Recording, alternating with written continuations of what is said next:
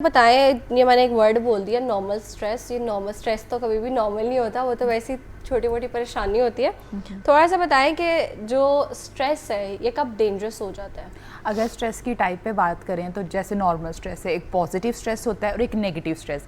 हर किसी को अपनी ज़िंदगी में थोड़ा बहुत स्ट्रेस लाजमी लेना चाहिए। फॉर एग्जांपल आपने कहीं जाना है टाइम पे, अब बिल्कुल लेज़ी मूड पे बैठे हो, अच्छा चला जाऊंगा, ऐसा भी ना हो।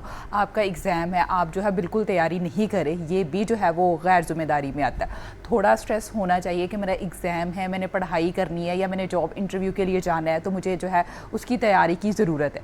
हर किसी की लाइफ में पॉजिटिव स्ट्रेस का होना लाजमी होना चाहिए। लेकिन फिर आती है negative stress, over stress. Over stress कब हो जाते हैं? जब हम बहुत ज़्यादा बर्डलाइज कर लेते हैं उस चीज़ को, इतना ज़्यादा कि वो एंजाइटी और डिप्रेशन में चला जाता है। हद से ज़्यादा किसी चीज़ को अपने ऊपर सवार कर लेना कि नहीं, पता नहीं मैं जॉब इंटरव्यू के लिए जाऊँगा, क्लियर होगा कि नहीं, 80% मार्क्स आएंगे कि नहीं। जब इस तरह ओवर स्ट्रेस आ जाए फिर ये एक जहनी बीमारी बन जाती है। ठीक है। अच्छा, थोड़ा सा बताएं कि जो स्टूडेंट्स हैं उनके लिए किस हद तक जो स्ट्रेस है वो नॉर्मल है, और फिर अक्सर क्योंकि हम स्टूडेंट्स को देखते हैं सिर्फ एग्ज़ाम्स का जो प्रेशर है, एग्ज़ाम्स उनको कुछ नहीं कहते, वो स्टडी में भी अच्छे होते हैं, लेकिन अक्सर जो एनवायरनमेंट है वो बहुत ज़्यादा टॉक्सिक होता है, जिसकी वजह से जो उनकी मेंटल हेल्थ है वो इफ़ेक्ट होती है। तो उससे कैसे वो डील कर सकते हैं? अगर इन्वायरमेंट की बात बताएं तो हम लोगों ने अपने स्टूडेंट्स को सिर्फ और सिर्फ नंबरों की दौड़ के पीछे लगाया हुआ है। 80% मार्क्स लाओगे तभी स्टूडेंट जो है वो टीचर के और पेरेंट्स के फेवरेट हो सकते हैं। तुम्हारे इतने % मार्क्स आएंगे तभी तुम ज़िंदगी में आगे बढ़ पाओगे, तुम्हें अच्छी जॉब मिलेगी। रियलिटी उनके पर्सनैलिटी पे, इन चीज़ों पे फोकस करने के बारे में उनको बताया ही नहीं है कि उन्होंने इन चीज़ों पे कैसे फोकस करना है। इसीलिए तो उन पे इतना ज़्यादा स्ट्रेस होता है। क्यों? एग्ज़ाम के दिनों में जो है वो स्टूडेंट का अक्सर का बीपी बहुत लो हो जाता है, किसी का हाई हो जाता है, एग्ज़ाम में वो बेहतरीन परफॉर्मेंस नहीं दे पाते। क्यों? क्योंकि हम लोगों ने रट्टा सिस्टम पे लगाया कि रट्टा सिस्टम पे करना है, आपने अच्छी तैयारी करनी है, इतने % मार्क्स लेने। स्टूडेंट का जो है IQ पे तो सभी बात करते हैं, लेकिन EQ पे, इमोशनल इंटेलिजेंस पे कोई भी बात नहीं करता। उनको ये नहीं बताया जाता कि अगर कोई एग्ज़ाम है तो आपने उसको कैसे लेके चलना है। ज़िंदगी का इम्तिहान है या एग्ज़ाम का कोई भी पेपर है तो उसको आपने कैसे मैनेज करना है। ये चीज़ें जो है ना उनको टीचर बताते हैं और ना पेरेंट्स बताते हैं। अच्छा, तो ये चीज़ जो लोग हमें देख रहे हैं, अब ऑब्वियसली स्कूल्स में ये तो बात बहुत कम होती है, टीचर्स भी अक्सर नहीं बताते, इग्नोर करते हैं इन चीज़ों को। तो जो लोग हमें देख रहे हैं, आप उनको कैसे इजी वर्ड्स में ये चीज़ एक्सप्लेन कर सकती हैं?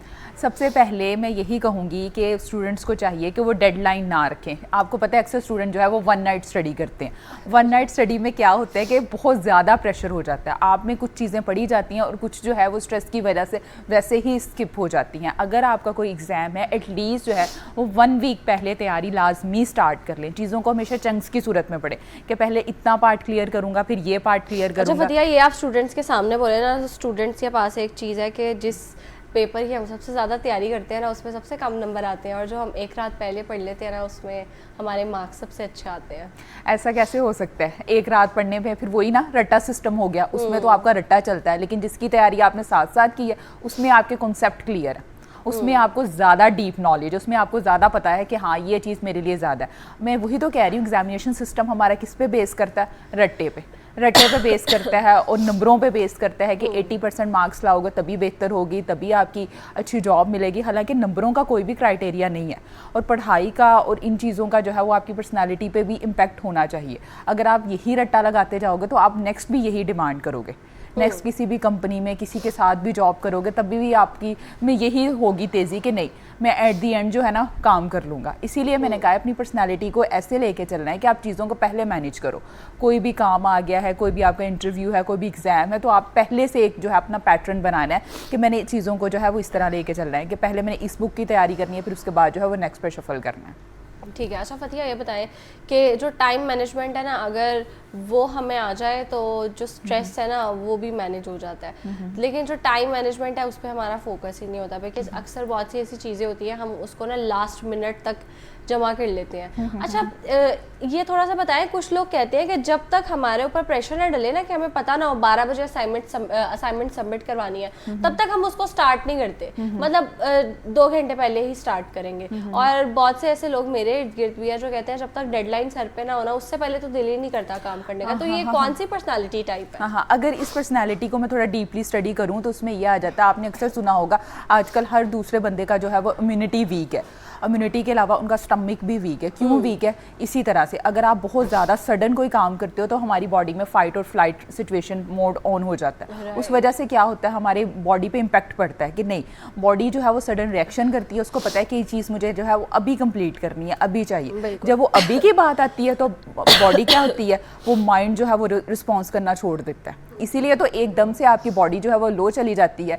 यही कहा जाता है कि अगर कोई भी एक्टिविटी, कोई भी काम कर रहे हो, उसको पहले ही ऑर्गेनाइज कर लो। सडन टाइम पे करोगे ना तो वो उतना ही ज़्यादा आप पे प्रेशर हो जाता है। लोग कहते हैं डिसीजन मेकिंग पावर वीक हो गई है, ओवर थिंकिंग करते हैं। उसकी क्या वजह है? यही वजह है कि आप जो है वो टाइम पे काम नहीं करते। सडन जो है आप पे प्रेशर आ गया है, बॉस का प्रेशर आ गया है या स्टडी का प्रेशर आ गया, उस वजह से आप प्रेशर में काम कर रहे हो, पता नहीं सही है कि नहीं।